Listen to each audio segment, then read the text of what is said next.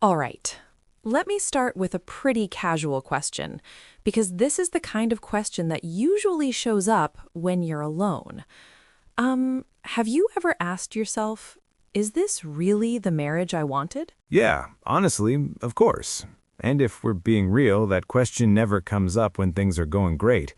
It usually shows up when life feels heavy, like coming home from work, getting greeted with a cold face. You haven't even taken your shoes off yet, and you're already being questioned about everything. Stuff like that. So, what do you actually expect from a marriage? Honestly, simple things. Peace, feeling noticed, being treated well, not being interrogated, not being lectured, not walking into a tense atmosphere. I just want to be accepted. But most of the time, that's not what happens. Yeah, sometimes it feels like a happy marriage only exists in Korean dramas. But here's something I hear from a lot of men. I'm not being yelled at, I'm just being criticized. In your opinion, what does that do to someone? That actually cuts deeper, because anger is one moment, but constant criticism slowly makes you feel like, am I always wrong? And that's when the bigger question shows up. Is this marriage still a place I come home to, or just a place full of responsibilities?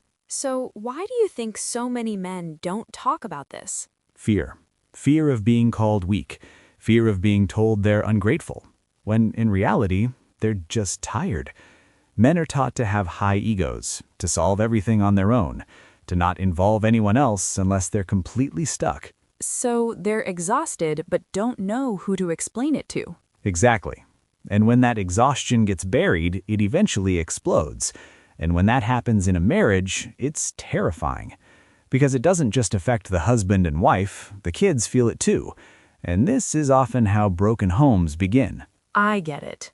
Do you think modern times make marriage more confusing for men? Absolutely.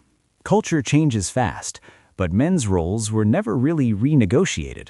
What do you mean by that? In the past, roles were clear, different but mutually respected. Now, men are still expected to be stable, strong, and responsible, but women's roles have become more flexible, so expectations feel one-sided. One side is constant, the other is optional. And that's when men start thinking, I always have to be ready, but why am I not allowed to be tired? It's like being a pilot. Imagine you're flying a plane. You're responsible for everyone on board, including yourself. If something goes wrong, your name is the one mentioned. But passengers can criticize you, tell you what to do, even suggest you step down. Yet the financial and moral responsibility? Still yours, because you're the pilot. That's why so many men feel trapped. Psychologically, what does that do to a man's brain? The male brain runs on a reward system. Give effort, then receive recognition. If you give and give but never feel acknowledged, the brain concludes, I failed. Over time, it shuts down. That's why many men look fine on the outside. Work gets done, responsibilities are handled, but inside, they're empty. Not sad, numb. That numbness is a survival mechanism.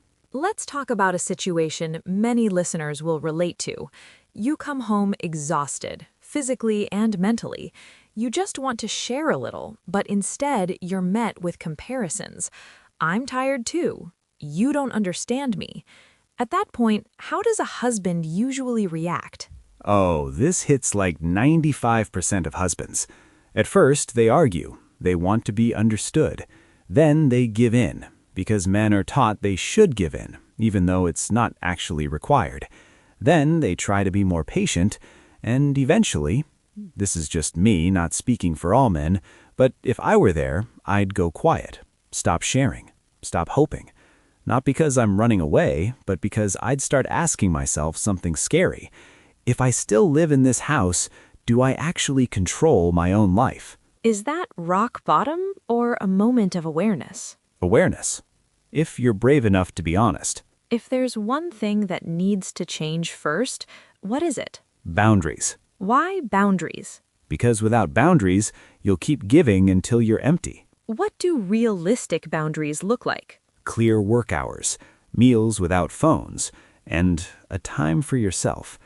A lot of men feel guilty about that because they were taught, A good man sacrifices endlessly, but an exhausted man can't lead. What's the next step? Test the relationship before a crisis. Talk about hard things early: money, roles, expectations, purpose. Ask, what is this marriage actually for? Because lack of clarity is the biggest source of conflict. Many men put all their emotional weight on their partner, and that's dangerous. Your partner is a teammate, not the center of your life. That's why emotional independence matters. A calm man always has options. So, if you had to summarize, what is a healthy marriage? This is just my opinion, not a textbook definition. A healthy marriage isn't just about romance. It's about clarity, reciprocity, and respect. This isn't anti-marriage. It's an invitation for men to enter marriage from a position of strength, not hoping to be saved. Because a calm man usually knows where he's taking his life. When you imagine a healthy future, what does it look like? Waking up without tension, talking without drama, working with support and smiles, coming home to a place that restores your energy. A life you lead, not one you're barely holding together. That was powerful. I understand marriage much better now from a husband's perspective. Thank you. And for everyone listening, be honest with yourself.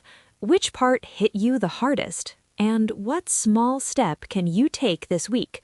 Write it in the comments.